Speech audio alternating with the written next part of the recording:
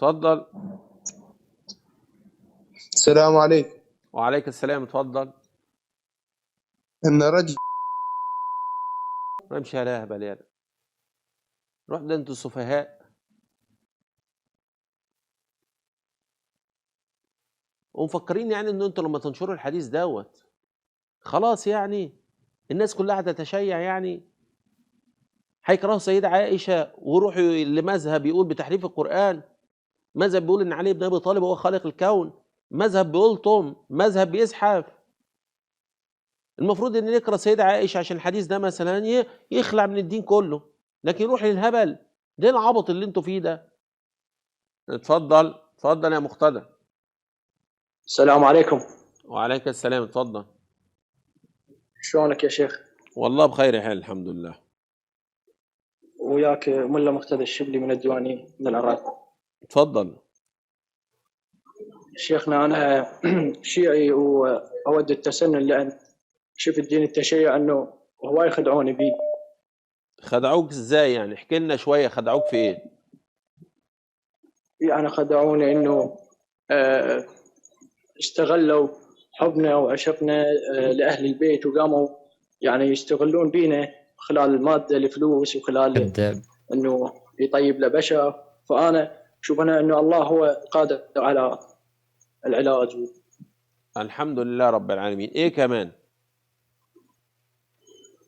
والله يا شيخنا هو يعني شغلات ما يوسعنا انه اتذكرهن، لكن وبحثت انا تابعتك هواي، لكن وشفت كلامك فانجذبت اليك هواي. الحمد لله رب العالمين، ربنا يكرمك يا ابني. انت كده تسننت، الحمد لله رب العالمين، ربنا يثبتك يا وانا رب. بالمناسبه ربنا كنت يثبتك يا قارئ رب. على الامام الحسين، يعني اقرا وهاي، فبس من شفته هيك فابتعدت، قلت لازم احتضن دين السنه. لا ما فيش مشكله ان شاء الله، ربنا يكرمك ان شاء الله وربنا يثبتك، وان شاء الله تدخل تغتسل وتتوضا وتنطق الشهادتين ان شاء الله، ربنا يبارك فيك. فشكرا ليك، هسه شلون انطق ونسال الله الشهاده عز وجل لنا ولك شيخنا؟ الثبات. انطق الشهاده وياك شيخنا؟ لا لا مش مشكله تنطقها ورايا، طالما انت قلتها مع نفسك ما فيش مشكله ان بس شاء الله. شيخنا عبيط عبيط، ما انا هرشته لهبل، ما هو كذاب اساسا. وبعدين يا اخوانا هو بيقول لك ارضع مش عارف منين واعمل ايه، يا عم ما انت امك اولى، يا الله امك اولى وبنات الحاره اولى، يا عم اتجوز متعه طالما انت بتحب الحاجات دي، عليك وعلى المتعه. هو ده دين الشيعه يا اخوانا، هو ده دين الشيعه. هو اللي مش عارف دين الشيعه هو ده دين الشيعه، هو ده دين الشيعه. يعني اللي خلى راجل كبير امبارح يشتم عنده حاجه و40 سنه مش هيخلي طفل زي ده يشتم؟ اللي خلاهم ينالوا من عرض النبي صلى الله عليه وسلم. صلى الله عليه الله وسلم. المستعان. اتفضل يا محمد. ازيك يا شيخ وليد؟ الحمد لله. ربنا يعوض. اهو ده حسن ابو صحن، ده حسن ابو صحن، ده حسن ابو حسن اللي هو بيسمينه صح. اتفضل. انا نفسي اعرف انا عملت ايه يا جدعان، يا جماعه انا عملت ايه؟ ايوه انا عملت ايه؟ انا عملت ايه للسب ده كله؟ انا عملت ايه؟ انا مجرد ان انا بقول لك اتفضل اقرا الروايه من الكتب الشيعيه، اتفضل اقرا الروايه من الكتب بتاعتك، كتب اهل البيت. انا عملت ايه عشان الشتيمه الشتيمه دي كلها؟ ده يوم السب العالمي، ده انا هاخد جائزه نوبل في السب، اكتر واحد مسبوب في الكره الارضيه.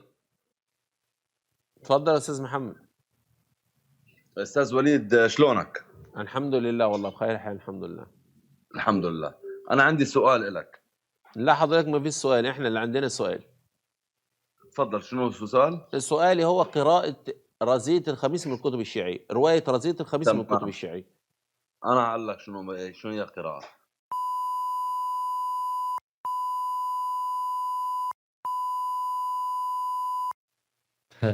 والله العظيم 3 أفلسوا. يعني هو ده اخركم؟ هو ده اخر حاجة عندكم؟ وبعدين مين اللي قال لك ان انا متجوز 4؟ والله ما متجوز 4 يا جماعة الخير، يا ناس يا عقلاء.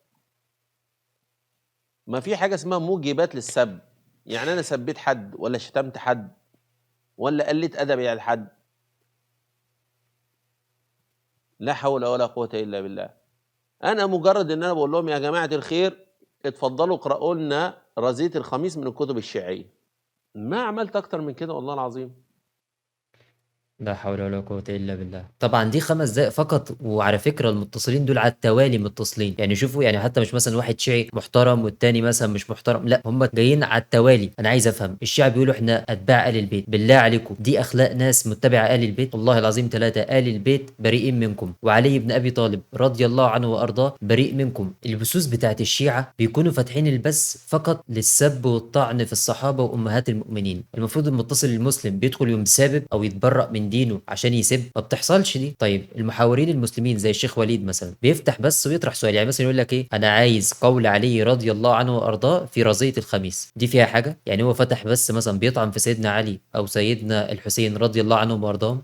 ما حصلش. ومستحيل تلاقي شيخ مسلم او اي مسلم عامه بيطعن في آل البيت، مستحيله دي. طيب هو طرح سؤال باحترام، المفروض تدخل تجاوب، ليه بتدخل تسب؟ دليل على انكم ما عندكوش اي دليل على قول علي رضي الله عنه وارضاه. اذا انتوا بتتبعوا مين؟ لما علي بن ابي طالب رضي الله عنه وارضاه ما عملش كده، انتوا بقى بتتبعوا مين؟ انا عايز بس تفكروا معايا في حاجه، ازاي هم بيقولوا الصحابه مرتدين ومنافقين؟ حاشاهم رضي الله عنهم. طيب اتباع بقى مرتدين ومنافقين على قول الشيعه بنشوف ان احنا اخلاقهم احسن من اخلاق اللي بيدعوا ان هم متبعين آل البيت. طب ازاي المرتدين والمنافقين اتباعهم اخلاقهم احسن من اخلاق المتبعين لآل البيت؟ اذا في حاجه غلط. إذا الصحابة رضي الله عنهم وأرضاهم بريئين من اتهامات الشيعة. طيب وعلى الجانب الآخر الشيعة بيقول لك إحنا أتباع آل البيت، بس إحنا ما شفناش منهم أي أخلاق بتدل على إن دول أتباع آل البيت، فقط بنشوف سب وشتيمة. إذا دول مش أتباع آل البيت. إذا الصحابة وآل البيت كانوا نسيج واحد ومتكاتفين لنشر الإسلام. الشيعة دايما بيشكلوا علينا، بيقولوا على المسلمين إن إحنا بنقول على سيدنا علي رضي الله عنه وأرضاه صحابي. طيب إحنا لو مشينا على المنهج بتاع الشيعة وقلنا إن سيدنا علي مش من الصحابة، طيب ما أنتوا كده نفيتوا عنه الثناء والمدح عن الصحابة رضي الله عنهم وأرضاهم في القرآن، لأن الله سبحانه وتعالى أثنى على الصحابة في مواضع كتير في القرآن وقال والسابقون الأولون من المهاجرين والأنصار. فسيدنا علي رضي الله عنه وأرضاه من السابقون الأولون من المهاجرين، إذا هو من الصحابة. أنا عندي سؤال كده للشيعة اللي بيكونوا قاعدين بيتفرجوا على البرامج ديت أو الاتصالات دي وبيشوفوا الشيعي دخل يسب بدل ما يجاوب على السؤال، أنتوا بتكونوا من جواكم حاسين إن انتصرتوا فرحانين؟ يعني انتوا كده بتهدموا دينكم بنفسكم. المفروض تدخل تقدم ادله من القران الكريم تثبت صحه معتقدك، انما ان انت دخلت سبيت ده دليل على ان انت افلست وحجتك ضعيفه وبتنهار وبتحتضر. اللي بيقعد يتفرج عليك وعنده عقل خلاص بيعرف ان دوت دين باطل، لان اي واحد بيبحث عن الحق وعايز يتبع دين الاسلام الصحيح عمره ما هيتبع الناس اللي بتثبت دينها بالسب، لان اتباع دين الله سبحانه وتعالى دين الاسلام بيثبتوا دينهم بالادله مش بالسب. تخيل الشيعي بيدخل يتبرأ من دينه كله عشان في الاخر يسب الصحابه او امهات المؤمنين. يعني انا اوريكم طفل مسلم شوف العقيده بتاعته عامله ازاي، رغم ان هو في موقف ممكن يتراجع فيه او يستخدم التقيه اللي الشعب يستخدموها، ولكن شوف العقيده بتاعته عامله ازاي. قولوا علي. ما اقدر والله. ليه؟ قولوا علي. استاذ ما ينعرف فيه. يا وين؟ ما ينحلف فيه يا وين؟ يا وين ما ينحلف فيه؟ من علي صفر الله قمر الله.